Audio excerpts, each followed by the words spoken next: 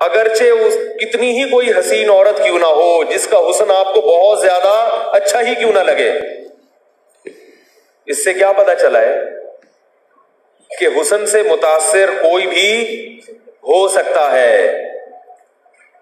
نہیں یاری بات میرا خیال ہے اللہ اپنے پیغمبر سے کہہ رہے ہیں کہ اگرچہ اس کا حسن آپ کو کتنا ہی متاثر کرے، اعجاب کہتے ہیں کہ آپ کسی چیز کو دیکھ کر اچانک کیا ہوتے ہیں، بہت زیادہ متاثر ہو جاتے ہیں۔ فرمائے کہ اگرچہ آپ کو اس کا حسن کتنا ہی اچھا کیوں نہ لگے۔ اب بعض لوگوں نے اس پر اعتراض کیا ہے کہ یار یہ تو نبی کی شان سے بعید ہے کہ انہیں کوئی عورت بہت خوبصورت نظر آئے اور وہ ان کی طبیعت اس کی طرف مائل ہو، یہ تو نبی کی شان کے خلاف ہے۔ حکیم الامہ نے اس کا بھی جواب دیا ہے، فرمایا کہ وجدان کل شیء علی ما هو علیہ، جو چیز جیسی ہے اس کو ویسا سمجھنا یہ کمال ہے انسان کا، یہ عیب بولو بھائی نہیں۔ اگر کوئی چیز خوبصورت ہے تو وہ آپ کو خوبصورت لگے گی، اور لگنے کا مطلب ہی یہی ہے کہ وہ آپ کی طبیعت اس کی طرف مائل ہوگی۔ اگر مائل نہیں ہو رہی تو یہ آپ کے اندر کمال نہیں ہے بلکہ کیا ہے، بولو بھائی، فالٹ ہے۔ ہاں مائل طبیعت ہوگی، پھر آگے وہ دیکھتا ہے کہ شرعی حدود مجھے کہاں تک جانے کی اجازت ہے، تبھی تو پردے کا حکم ہے۔ لوگ کہتے ہیں مولویوں سے عورتوں کا پردہ نہیں ہے، جو نیک بزرگوں سے، کیوں نہیں ہے بھائی؟ وہ آدمی ہے تو ان سے بھی پردہ کیا ہو گیا، بولو نا یار۔ بعض پیر و مرشد ایسے ہیں جن سے جوان عورتیں پردہ نہیں کرتی، وہ کہتی ہیں یہ تو کیا ہے، پہنچے ہوئے ہیں۔ میں کہتا ہوں آدمی ہے یا نہیں ہے؟ آدمی ہے تو جتنا بھی پہنچ جائے، کہیں بھی پہنچ جائے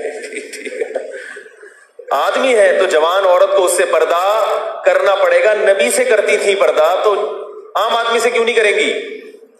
ہمارے نبی صلی اللہ علیہ وسلم اپنے گھر میں تھے حضرت عائشہ کے پاس، حضرت عائشہ کی بہن حضرت اسماء بنت ابی بکر رضی اللہ تعالی عنہ تشریف لائیں،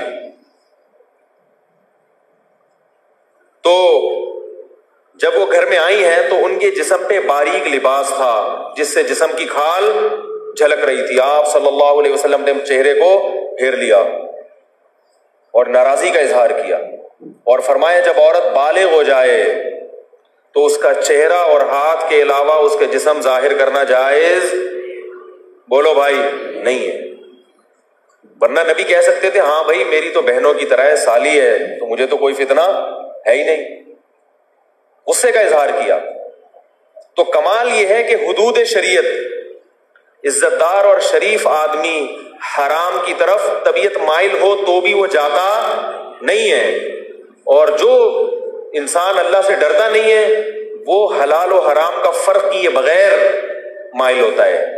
یہ فرق ہے، یہ اسلام کی باؤنڈری ہے جو اسلام نے رکھی ہے۔ تو آپ صلی اللہ علیہ وسلم غضبناک ہوئے۔ ایک اور حدیث میں آتا ہے کہ آپ، صحیح حدیث ہے، آپ صلی اللہ علیہ وسلم کہیں تشریف لے جا رہے تھے تو آپ کی نظر کسی عورت پہ پڑی، تو فوراً آپ صلی اللہ علیہ وسلم اپنے گھر آئے اور آپ صلی اللہ علیہ وسلم اپنی زوجہ کے پاس آ کے آپ نے اپنی خواہش کو پورا کیا، اور پھر آپ نے فرمایا کہ تمہاری نظر اگر کسی عورت پہ پڑے اور تمہیں خیالات آئیں تو فوراً اپنی زوجہ کے پاس جاؤ تاکہ تمہارے ذہن میں جو خیالات پیدا ہوئے ہیں وہ کیا ہو جائیں، ختم ہو جائیں۔ تو اب کوئی کم ظرف انسان ہوگا تو وہ تو یہ طعنہ دے گا کہ یہ کیسے نبی ہیں جن کی گلی میں نظر پڑی اور وہ اپنی بیوی کے پاس آ رہے ہیں، تو لیکن کوئی عقل مند ہوگا تو وہ کہے گا یہی آپ کے سچے نبی ہونے کی، بولو بھائی، علامت۔ تکلف نہیں ہے بھائی، مرد ہے، ہمارے نبی مرد تھے، مردانگی میں کامل تھے، تو ناجائز کی طرف نہیں گئے، فوراً گھر آئے اور ہمیں بھی ترغیب دی کہ اگر کسی کی نظر کسی پہ پڑ جائے، بلا اختیار نظر ہے، یہ جان کر نظر نہیں ہے، اور اس کے دل میں ایسے خیالات پیدا ہوں تو ان خیالات کو دل میں نہ رکھے، کیونکہ پھر وہ گناہ کی طرف انسان کو لے جاتے۔ حلال راستہ اختیار کرے، حلال راستہ۔ تبھی تو میں کہتا ہوں نکاح جلدی کیا کرو۔